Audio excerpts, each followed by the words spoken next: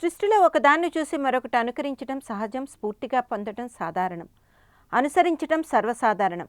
ప్రత్యేకించి క్రియేటివ్ ఫీల్డ్లో ఇది మరీ సహజం. అందుకే బాహుబలి 2 పోస్టర్ అచ్చంగా ఓంగ్ బ్యాక్ 2 పోస్టర్ లాగే ఉందని కొందరు అపార్థం చేసుకుంటున్నారు.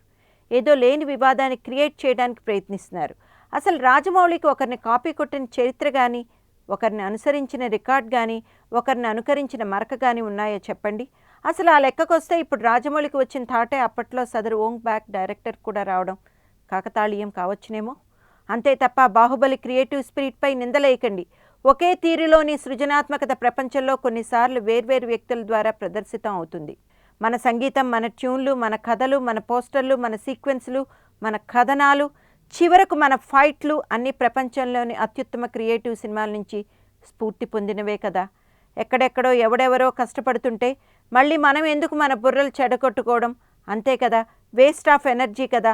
అందుకే అలా తీసేసుకుంటాం. మంచి రచనలకు స్వేచ్ఛానువాదం అని పేరు పెట్టినట్టే ఇలాంటి పోకడలకు స్వేచ్ఛానుకరణ, స్వేచ్ఛానుసరణ అని పేర్లు పెట్టుకుంటాం. ఈ మాత్రం దానికి కాపీ కొట్టాడని బురద జల్లడం ఎందుకు? అంత కాపీ కొట్టే బాపత అయితే రాజమౌళి ఇన్నేంటి పాటలు పడతాడా, కష్టపడతాడా చెప్పండి? చకచకా రీళ్లు చుట్టేసేవాడే కదా. అయినా ఈ పోస్టర్కు ఆ పోస్టర్కు ఎంతో తేడా ఉంది చూడండి. బాహుబలి పోస్టర్లో ప్రభాస్ ఏనుగు తలపై నిటారుగా నిలబడ్డాడు. ఏనుగు కూడా కొన్ని అలంకారాలున్నాయి. ప్రభాస్కు గడ్డ ఉంది, కాళ్లకు కడియాలున్నాయి. మరి అందరూ ఒరిజినల్ అని అపోహపడుతున్న ఆ పోస్టర్లో ఏముంది?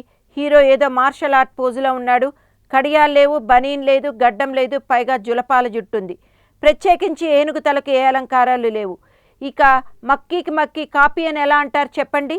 ఈ పోస్టర్ రిలీజ్ కాగానే కొందరు సైట్ల వాళ్ళు ఎమర్జెంటుగా పోస్టర్పై కూడా రివ్యూలు రాశారు. ఒకరికేమో వడలు గగ్గురు పడిచేలా ఉందట, ఇంకొకరికేమో రోమాలు నిక్కబడుచుకున్నాయట, వేరొకరికేమో ఇంకేమో అయిపోయిందట.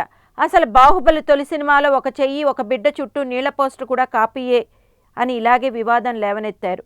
అయినా ప్రతి చర్య ఏదో ప్రపంచ ప్రసిద్ధి పొందిన సినిమాలో ఏదో సీనుకు, ఏదో పోస్టర్కు, ఏదో కథకు కాపీ అని నిందిస్తుంటారు అని ఇండస్ట్రీ వర్గాలు అభిప్రాయపడుతున్నారు.